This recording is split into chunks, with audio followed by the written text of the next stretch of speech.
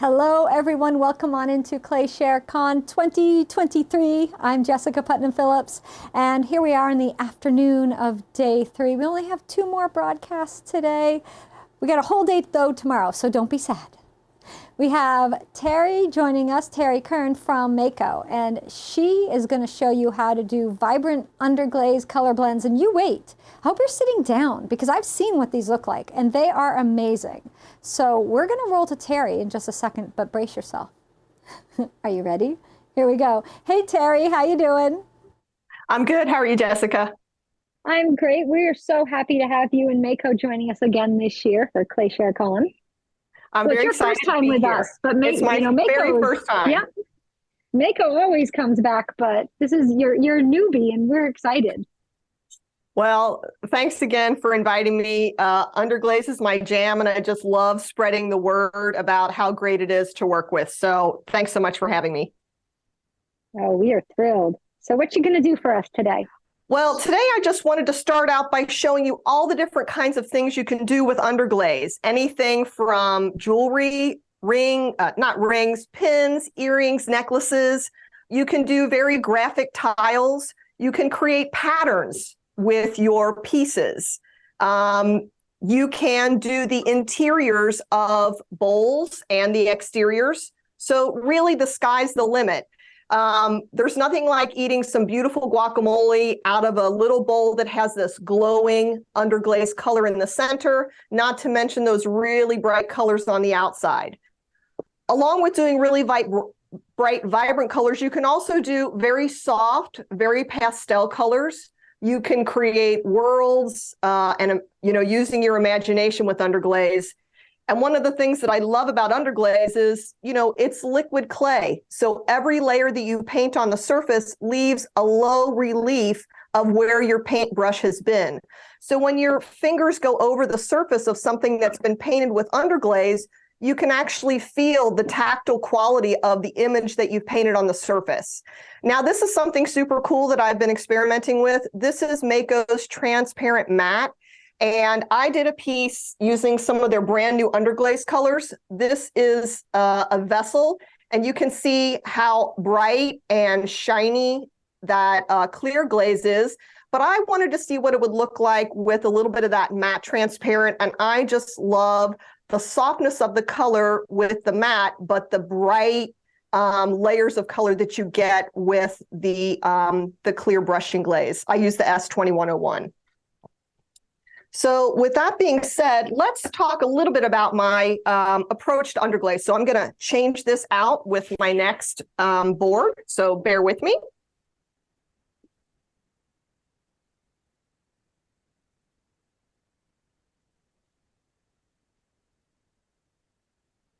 Here we go. I am really super excited. Mako has added some new underglaze colors to their line. And down here, you see all the colors just as their individual colors. And these are all blend layers that I've done with the underglazes. There's 2 different kinds of blends. You can do a simple blend, which is simply 2 colors. This is their new oatmeal and chestnut brown. And when you bring the oatmeal up into the chestnut brown, you create a color in the middle. So using 2 colors will actually give you 3.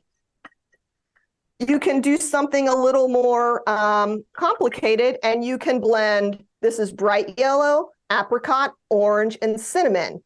And this gives you a really fiery, hot look. And again, the clear glaze and the matte glaze, you can see the matte glaze softens the look, but it still has a lot of body to it. I love all these new colors. Green and purple are my favorite colors. So the greens, I love. They have these super bright greens. They've got a really nice lime green with their leaf. And this beautiful bluegrass is their latest dark green color. It's really fabulous. And then they also have a softer palette. This is eucalyptus, olive, and again, that blue-green at the top. And then they added some more neutrals. There's a really lovely ivory pearl along with the oatmeal. And they've added this really beautiful mid-tone gray. And again, this is silver gray with the new gray in the middle and the dark gray at the top. And then last but not least, they have some fabulous blues. This is a Tucson turquoise, which is already in their line, but the aquamarine is the middle color and midnight blue is the top. And I love the depth of this color. And then I'm going to actually be showing you this blend today. This is lavender, rose, Concord grape, and plum at the top. So again, a really nice depth of color with these pieces. So I'm going to switch this board out and we're going to start doing some Underglaze blends. Fantastic. Terry, we had a question. Folks were asking what cone you fire to. Do you work with low fire or mid fire? That is a great question. I actually work with low fire earthenware. So I do my bisque fire to cone 04 and my glaze usually to cone 05. If I'm using that matte, I will do that to 06. I want to talk briefly about my approach to Underglaze. If you look at this tile, I want you to think of Underglaze. As you know, it's a liquid clay and it has different colorants in it. And those colors, when fired, give you an awesome range of colors when they come out of the kiln. I think of Underglaze like translucent color, almost like watercolor. This is one coat of Underglaze. This is the new lavender, and you can see through that color to the white tile behind. This next one has 2 coats. This is 3 coats, and you can see by the time you get to the 3rd coat, that Underglaze is opaque, meaning you can't see through it anymore. And once I get 3 coats of my Underglaze, then I do my blend layer where I bring the lightest color and my darkest color Underglaze together in one piece. This is the same thing with the blue, translucent, a little more opaque, and then by that 3rd coat, it gets opaque, and then I do my blend. And then down here, you have the lime green. The reason that I like to get 3 of those lightest color underglazes on the surface of my piece is because the darker colored underglazes are powerful colors. I just need a little bit of this blue grass to really deepen that lime green. If I started with my darkest color and then tried to add the lime green to the bluegrass, I'd have to add so much lime green to that bluegrass that it wouldn't be either it would be a time issue because it would take too long, it would take too much money and material. So I always start with my lightest color and work to my darkest color. This is just a little piece of paper that just kind of shows you, always start with 3 coats of the lightest color in your blend. So I always say start with simple blends when you're learning with Underglaze. If you want to go white to yellow, start with 3 coats of white, followed by a yellow to do your blend. Same thing with the light blue to a purple flower, 3 coats of your light blue, followed by an addition of that purple to blend, yellow to orange, same thing, and again with the green. I just think that starting off doing blends with 2 colors is an easy thing to do. So I'm actually going to start here. This tile has 3 coats of my soft yellow Underglaze on the surface. I love this color. I love bright color, but I also love colors that are a little bit softer. And I have my soft yellow Underglaze right here. And this is my apricot Underglaze here. When I'm lining up my Underglaze colors to do my blends, I always start with the lightest color first, and then I move to the darker colors after that. One thing that I always do, I call this loading my brush. I want to make sure that all the Underglaze, that all the bristles on my brush are coated with some Underglaze. So I load up the brush first, and I'm going to have to put on my glasses so I can see. That's very necessary when you're doing anything with art. You must be able to see. And the brushes that I'm using are Mako's 3/4 inch oval glaze brushes. I've been using these for years and I love them. So we've got a bunch of people who are asking the same question, and I just want to clarify that. There's a bunch of people that work at cone 5/6 and want to know if these can also be used and blended if they fire to cone 5/6. Yes. And I was going to answer, but I figured I'd ask you. So. Okay, so I have here, these are the colors at cone 6.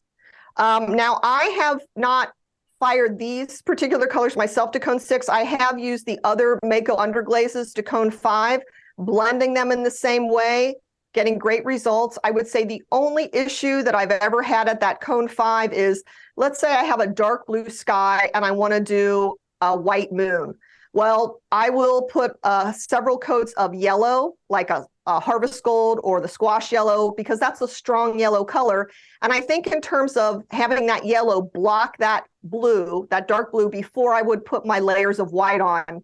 And I will always have a little bit of a shadow of that blue coming through the back of that white and yellow, but it's not enough to overpower it. It will look a little bit different than you'd get at the lower fired temperatures, but you will still get that color. I always recommend that you test yourself first, obviously, because everybody has a little bit of different style. Everyone's kiln is calibrated a little bit differently, but you can certainly do these blends, these exact techniques at Cone 5, Cone 6. Thank you. All right. Great question. So let's start with our blend. Again, I think in terms of the underglaze being a thin layer of translucent color. So I'm going to start right here. And I want you to notice that I am pushing my brush down flat so that my brush takes up as much space as possible. I make my living as an artist, so I always try to be time sensitive. And notice that I'm pulling the brush all the way off the side of my tile. This is my first wet blend, and now I'm taking my apricot, and I'm starting at the top, and I'm moving the brush down into that soft yellow. And you can see already that I'm creating a third color right here in the middle. I'll do this blending process back and forth several times. So I kind of think of it like having 3 to 6 more layers of underglaze color that gets added to the surfaces of my pieces. Now, the reason that I like to do this kind of wavy method as I'm painting is because in my mind, this piece is going to be a painting about walking through the desert in the morning where the sun is just coming up and it's got this really soft color and I can feel the hot breeze kind of blowing. And so I'm using the action of my brush to create these brush strokes which look like they might be the wind blowing if you could see the wind. One thing that I like to do as I'm doing my decorating, let's say like all of a sudden like the phone rings and I'm like, oh no, what do I do? I have a little jar of water right here and I'll just get all the underglaze color off my brush. I'll just dip it in water and then I will slowly use that water to blend out that mistake. So you can use this little trick to, if you have a really hard line where you have, let me just give you a sample. Let's just say, oh, look, that's a really hard line right there. I don't like that. I'll just take a little bit of water and I will softly just get rid of that harsh line with my wet brush. Just like that. Okay. So this is how I would get this soft yellow to orange blend. So that's just a simple blend. And for anybody who's just getting started with underglaze, I recommend doing a simple blend. Now, you saw from my pieces earlier that I do like to paint narrative images all over the surfaces of my pieces. Let me just set these to the side. So I always kind of have a story in mind when I'm working. And this has got 3 coats of Tucson turquoise on it. And this is what I call a spiral blend. So it's going to be a blend that goes like this. And again, in my mind, I'm thinking about I'm scuba diving, even though I've never been scuba diving, but hey, I have an imagination. And I am swimming over the coral reef and I'm seeing fish kind of swimming around a coral reef. So I'm going to, once again, load my brushes up with color. Again, notice that I'm starting with the lightest color, this light blue, and I'm working towards my darkest blue. And again, this is Tucson turquoise is part of the existing palette, but the new colors I'm using are aquamarine and the midnight blue, which I love. So I'm just going to start right in the center, and I'm just kind of make a circle with my hand. Now, I know a lot of people are like, gosh, it's just so much easier. Put it on a banding wheel or put it on your wheel head, and you can totally do that. It's just that I like holding things when I'm blending color. It's just my little thing. So now I'm going to bring in that aquamarine from the edge and blend it towards the center. And I normally work pretty fast. Normally in my studio, I'm not under, lights to make me look young and glamorous like I am now. The underglaze is drying a little bit, so I'm just going to work a little bit quicker. But I am just, again, using my brush to create some movement that's going to come in handy later when I actually paint the surface of this piece with some color. And sometimes... Oh, I'm sorry. You're not That's worried about okay. contamination, are you? With you brushing in one color, when you're blending, if you get a bit of the darker color on, and then you go back into your light brush, Right. your container, you're just letting That it happen. is, yeah, that is a great question. I actually don't worry about it. If I generally use all colors from the same color family, so I've never really had an issue with contamination. Yes, there's a little bit of dark blue on this brush, but it's not enough to contaminate my little jar of Underglaze. So I usually don't have any issues. The only caveat to that would be if I was blending white and any other color, I do take my white and put my white in a separate little container, just because, the white is so easily, changed by any little tint of color. So I'm just going to add a little bit more of this darkest blue on the edge.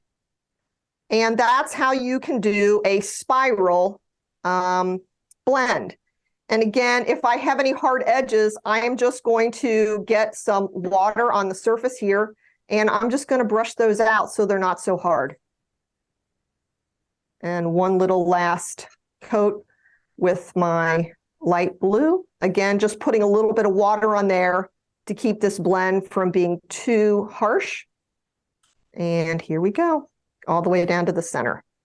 And then that will actually dry, and I'm probably going to paint something like a sea turtle in the middle and then a bunch of fish swimming around the sea turtle. So that's how you would do a spiral blend. The next now, as thing far as putting on the layers, can you put as many layers as you want? Is there a limit? That's a good question. I would say the most layers I've ever put on anything is 20 layers. But again, I'm using very thin layers of Underglaze. So, I haven't really had an issue. Every once in a while, as you're painting, there will be like a little ridge of Underglaze that pops up.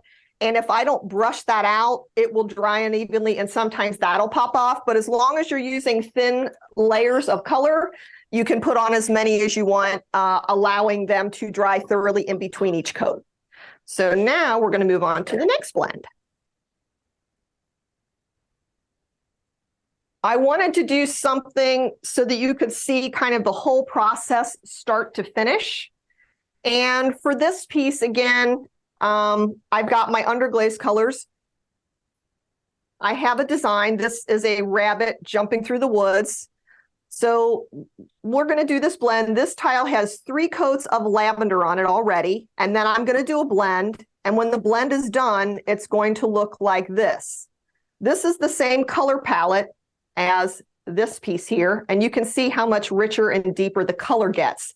And that's sometimes the hardest thing when you're first starting to use Underglaze. You're just like, how do you figure out like what the color turns into? It can be difficult to see, but because I've been using Underglaze for, 30 years now, oh my gosh, that makes me feel quite old. I just kind of see it, that's just kind of the way that I see it in my mind's eye. So again, I'm going to be loading the brush. I think it's really important kind of as artists, we're, doing something that we love and trying to create something beautiful that makes us happy. And so I do that through narrative. So a lot of times I have like animals, trees, nature, things like that, that I'm really drawn to. And so when I paint these background blends, I'm thinking about the image that I want to put on the front.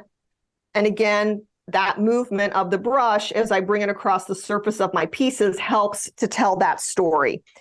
So I'm going to go ahead and do a blend of this lavender. So we're starting here. And I'm actually going to bring the rose in now. I love the warmth of this rose. This is one of the new Underglaze colors too. Actually, all of these colors that I'm using for this blend are all new colors in the palette. And then I'm bringing that lavender up into the rose. And again, I don't worry about contamination. One of the things that I always tell people is I'm actually not trained as a painter. I've learned to paint on the surfaces of my pots. So I just get the Underglaze color out of the jar as it is, and then I blend it with other existing colors to create my blends. Now I'm just going to add a little bit more lavender here. And then I'm going to start to bring in the darker colors from the top. I'm going to start with my plum, which is that really rich dark purple. And now I'm going to put on a little Concord grape. And if you're someone who has more of a painterly style, you may really enjoy being able to see the lavender come up through the Concord grape and the plum. Again, these techniques can be, you can do the 3 coats before you do the blend, or maybe you have more of an impressionistic style, so you just want to do 2 coats before you do the blend. It really is easy to adapt these techniques to your singular style, whatever that is. Okay, and now I'm going to do one more of the plum. And let's get some real kind of waves in there. A little bit more of that Concord grape. I always, when I'm in my studio working by myself, I'm always kind of thinking about what I'm painting. But once I get the background colors on and I start layering in just layer upon layer of color, it's either music or a book on tape sometimes, because some of the process can be a little bit, just a tiny bit boring. The repetition can be. But I love the results so much that it doesn't seem to matter. So now I've got my color blend. So I'm going to compare this blend, which is wet, to the same blend, which is dry. And you can see how much darker the wet blend is than the dry blend. When you're trying to figure out what your underglaze color is going to look like, look to the wet blend as soon as you get done with it. This is going to be the closest that you'll get to what the color will look like when it's fired. But again, when it's fired, it's actually going to be a little bit richer and deeper in color. I know it's kind of hard to see because of the shine on that. So I'm going to let this sit to the side and dry. If I'm in my studio, I'm then going to take this dry tile, and normally I allow my tiles to dry for 24 hours. In my studio, most of the vessels that I paint with are actually bone dry, or I paint on greenware. Because I make my living selling pots, I want my underglaze to dry as quickly as possible, and it dries much quicker on earth and on bone dry clay or greenware than it does on bisqued pieces. So I'm usually working on bone dry clay. I like to let the underglaze blends dry for 24 hours because even if they look dry on the top, there could still be some moisture, especially when I'm working with that bone dry clay at the bottom. So as I'm transferring my design with a pencil, if it's not thoroughly dry, I can make little tiny indentation lines that follow the design that I'm putting on the surface. This is my drawing that I did. I'm going to try and get this really close to the camera. And what I've done, I've put pencil on the back side of this piece. Then I take the piece of paper and I put it right on top of the tile like this. And I've done the drawing with a number 2 pencil, which is just, the kind of pencil that you used at school. And then when I am tracing, I'll just take a pencil, I'll run it quite hard over the surface of that line. And the graphite that's on the back of this piece will be transferred onto the surface of your tile. So that's how I do it. I've also used carbon paper. There's pink carbon paper. I've used all different kinds of things. And this is the one that I have ended up using, but I've done them all. This is the one that I like the best because I can kind of see through this paper so that I can see a little bit of the blend. So when I'm placing the images on the surfaces of my pieces, I know exactly where things are going. Now, once I have the image... I hate interrupting you because I'm just fascinated by the process. We had a couple of questions about the brushes. I must have missed what brush you're using. I'm sorry. I was no problem. You said. Yes, I am using the Mako's 3/4 inch oval glaze brush at CB434. I've been using this brush for, gosh, it seems like the whole 30 years that I've been doing this, but I could be a little wrong on my dates. I love these brushes. I love how they allow me to flatten to get the most out of my color. I love how they hold the underglaze, and they really rarely have bristles fall out of them. When bristles do fall out when I'm doing a blend, I will take an X-Acto knife and I will just pluck the bristle out of my underglaze. Now, a lot of people say, well, gosh, it just burns up in the kiln. Terry Kern, why do you have to do that? And my explanation is this. Underglaze, as I keep saying, is liquid clay, and every layer that's painted on has a little bit of relief. And if you get a brush stuck in one of those layers, it will burn up, and there's going to be a little cavity there because it's underglaze. It doesn't have the flux, the melty, the silica. It just stays right where it is. And when you paint this commercial clear that I love over the top, one of the things I love about it is it stays right where it is. So it doesn't fill things in. So you can have little lines on the surfaces of your pieces if you don't pluck those bristles out of your underglaze work. So I will just throw that out there. I have ruined a couple of pieces, not ruined, but let's say they become part of my mom's collection of my work when there's like a big hairline just from a burnt out hair that I missed right in the front of one of my pieces. But that was a great question. So now that I've got my design on the surface, the first thing that I do is something that I like to call color blocking. So if you think of this tile and you can see the lines on it, I think of it almost like a coloring book page. And what I want to do is decide what colors are going to go where. So the grass is going to be green, the tree is going to be brown, the rabbit's going to be kind of a soft white color, and the foliage on the tree is actually going to be blue like a cloud. And so I will start to paint my first layers of underglaze color on the surface of my piece. Again, color blocking, green for the grass. This is oatmeal on the tree. So this is lime green on the grass.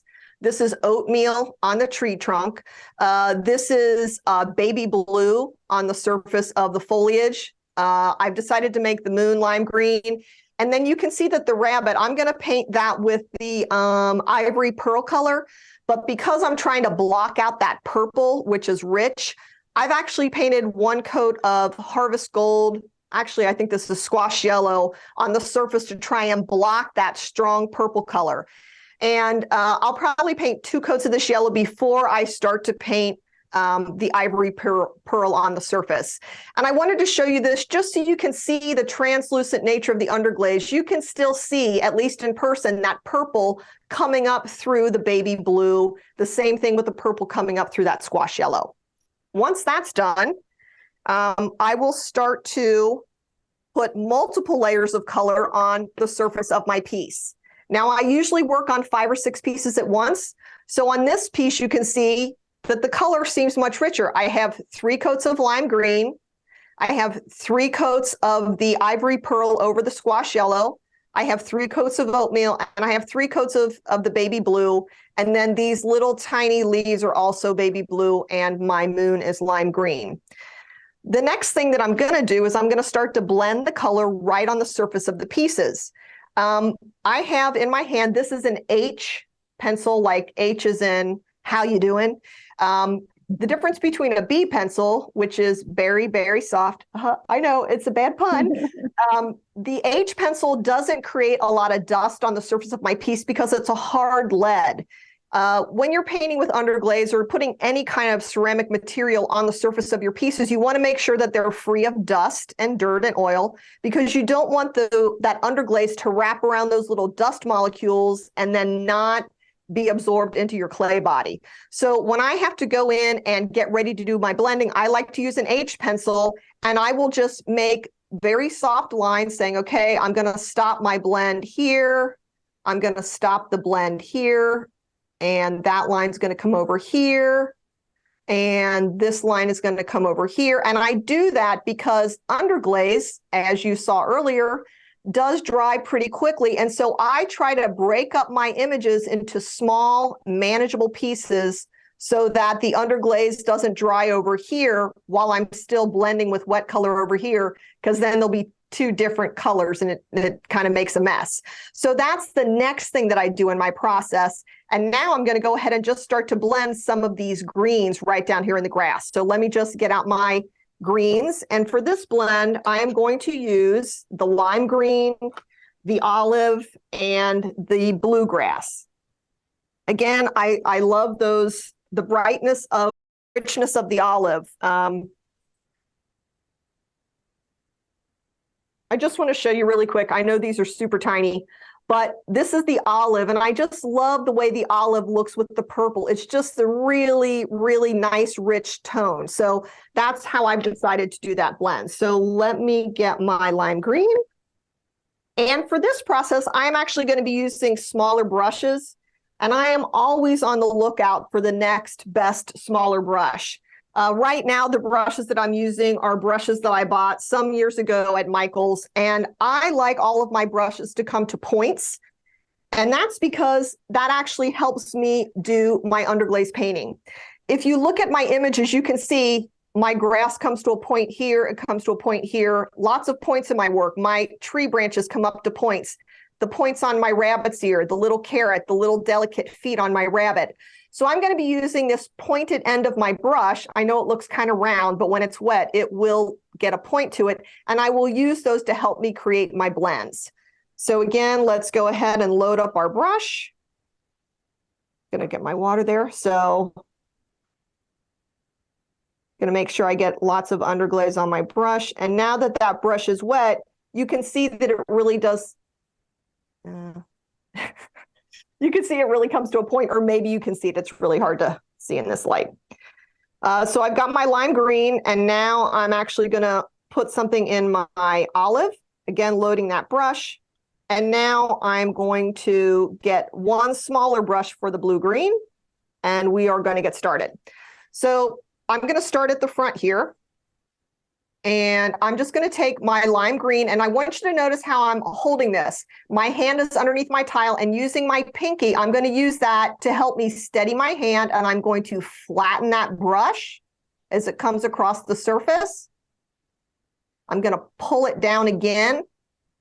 And as I come down to the point, I want you to notice what I do with my brush. It's flat, and as it comes down to the point, I'm actually going to let up on the pressure, and that brush is going to come right to a point right at the edge of that little green hill. And I see I've got like a big line of underglaze there. Now I'm going to bring in a little bit of this olive just for a little bit of shadow at the very bottom. And I'm going to give it a little wave. And now I'm going to go back with my green, my lime green. And I'm just going to blend that color right into the surface of my tile. And it's just going to be a very subtle line of a little bit of shadow within that lime green underglaze. There we go. And now I'm going to do this other front. Same idea. Again, I'm just going to the very tip with my brush, filling that in. And as I come away from that point, I'm flattening my brush and pulling that underglaze color right across the surface of my design. Now, everybody brushes a little bit differently. I find that I have the best control when I pull my brush towards me. So where do you find you have the best control? Is it pulling the brush towards you? Is it pushing it away? I mean, everybody's style is just a little bit different. So I would say, think about what that style is for you. Going to put a little more olive green here, just in this shadow where these two hills come together, right like that. And now I'm going to go ahead and blend some more of that lime green right there and blend those two colors together. And again, I always use my pinky to kind of help stabilize my hand. Now I'm going to move to this little spot. And as I move back through the grass, my colors will get a little bit darker. Now I'm going to start with the olive here. And I'm just going to paint it right in that little spot. And I'm just going to create a little bit of a shadow on the front of that hill. I do a lot of that as I'm working. I make little design decisions as I go. So there's just a little bit of darkness there. And now I'm going to go ahead and add a little bit of this lime green. And now I'm going to add the olive after that. And then we're going to add some of that bluegrass. Again, using the point of your brush as needed to get in small spaces, flattening your brush, turning your brush. It's kind of a fun exercise to kind of experiment and see all the different kinds of things you can actually do with your paintbrush, flattening it, turning it, using just the tip of it, and just see how far you can push those brush strokes and what kind of marks you can make with your brush. And now I'm going to add just a little bit of that darkest green, which is the blue green, right here at the bottom. Right like that. And I think that's going to look super cool because it's going to be right next to that lavender and, you know, purple and green together. It's a combination that I think is a winner. And now I'm just going to soften that darker green. So this is how I would go about blending the hilly area on the surface of my pieces. And I will move all the way back. Let's go ahead and do a little bit of this tree here so you can see how I blend like a light and a dark brown. Any questions on blending? No.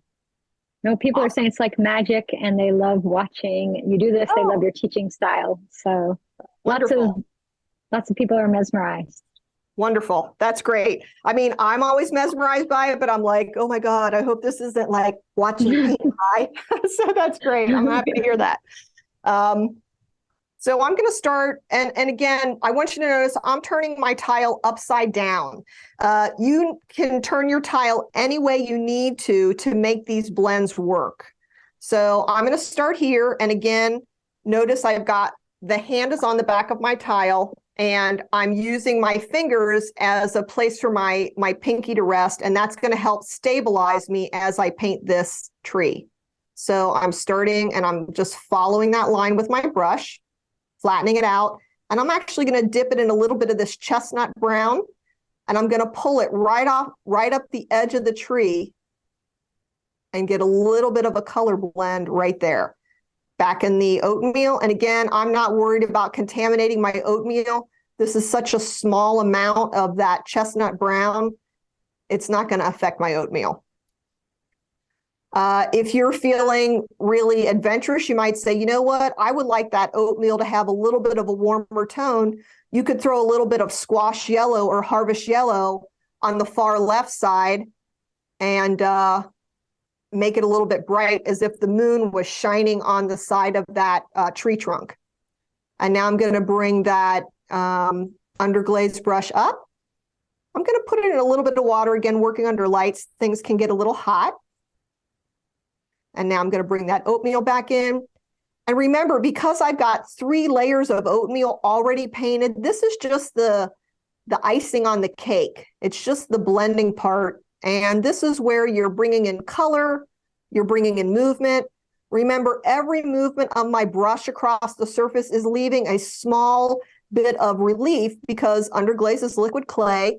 And when you run your finger over the surface of the pieces, when they're done and the clear glaze has been applied, you're going to feel that relief quality. And when light hits them, you can even see that relief quality in the surface of these pieces. And now I'm just using the very tippy tip of that brush to get into that little tiny space. That's what I mean when I say using your brushes to help you do the work. And let's get one more pass with our oatmeal. It's really funny. Sometimes when I do this, when I'm painting like black lines, I've been told that I stop breathing because I want to make sure that I'm really accurate with my line work. Okay, and now I'm just going to do this little tiny part back here, and then we'll move on to do something nice and big with this cloud. Once I get all my underglaze color on, I actually have a fine line paintbrush. And right now, the one that I'm using is, I think it's the RB110 that Mako has. It's a really nice fine paintbrush. And I use that to get some of the fine line work on the surfaces of my pieces. Again, just softly blending and thinking about the shadow on the back of that tree limb that's being cast by the tree limb in front of it. So again, I know it's a little hard to see, but light to dark. And again, using colors from the same, underglazes from the same color family, you don't have to worry about contamination. Now we're going to go a little bit crazy and do something up here with this.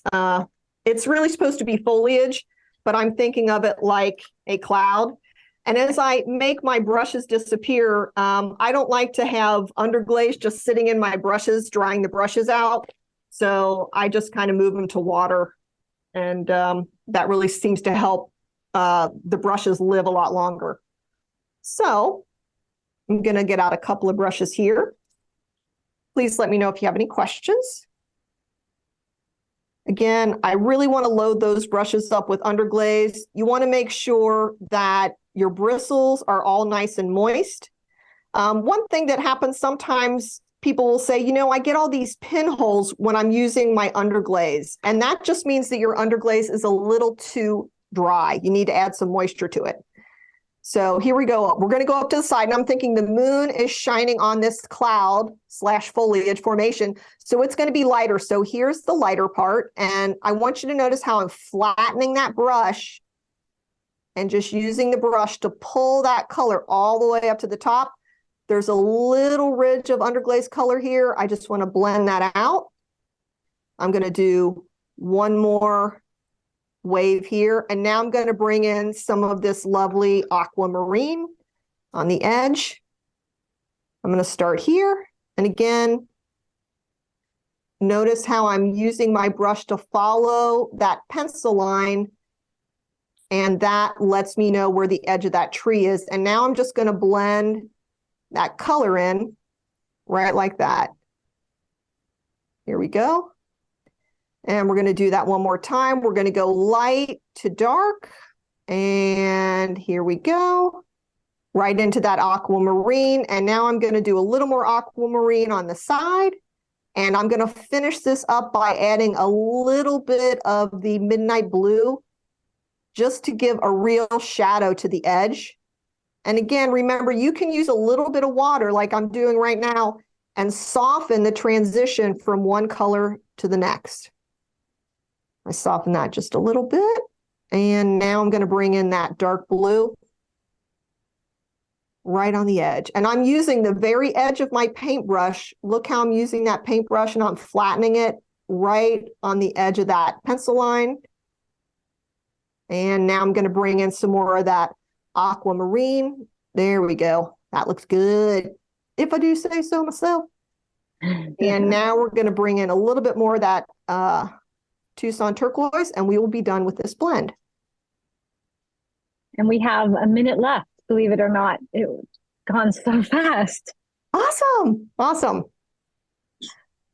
Well, thanks so much for having me. Like I said, I love using underglaze. I love spreading the word about all the amazing things that you can do with it. And I appreciate you having me on and sharing some of this knowledge with your members. Oh, well, we have loved having you on here. Now, you'll just finish this once it's dry. You'll apply a clear glaze to the entire surface and then just fire it. Yeah. So, well, actually, because this is a bisque piece here. This is a bisque piece, but I will actually, the next thing that I'll do, and I know we just have a minute, but I will get out a fine line brush, and this is the only one I can put my hands on. So I'm just going to imagine that this dark blue is black. Let me just show you what I would do. Once all the color's on, I'm going to take this paintbrush and I'm going to outline all of my images with this paintbrush, just like this.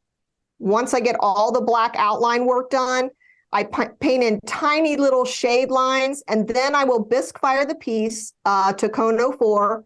And even though it's bisque fired, the reason that I like to bisque fire it again is because of all the tiny little black lines. If your glaze brush rests on that little black line, it'll get wet and it'll bleed. So I always bisque fire after the underglaze and then clear glaze and fire again. So beautiful. Terry, will you share this piece when it's finished with us? Absolutely. Yeah, I would love to. And then you can see on the screen where you can follow Terry at Terry Kern Studios. You can find her on Instagram, YouTube, and sign up for her newsletter on terrykern.com. Fabulous. All right, Please Terry. do. Oh my gosh, I love that cup. That's gorgeous. That's an amazing piece. Thank you so much for being here with us on ClayShareCon. I'm glad we got to meet and that you came to be a part of this year's event. Thank you. Me too. Thanks so much for having me. Wow, that was an amazing demo. So if you asked questions and I didn't respond, it's because I was glued to the screen and I just couldn't take my eyes off of what Terry was doing. So go back and watch the replay because she explains everything she's doing. So you'll get all the information there. And then she did share her information, how to reach out to her if you have any questions or comments, and all of those amazing Mako products. I can't wait to check out those new Underglaze colors. I'm pretty excited for them. All right, we're going to have a little break, and then we're going to be back with Nikolai Bush from Diamond Core Tools. He's going to be joining us, let me just check the time, at 4:45, and he's going to be using the new fluting tools. And Nikolai's been on before with fluting tools, but these are the new ones. So come back and join us then.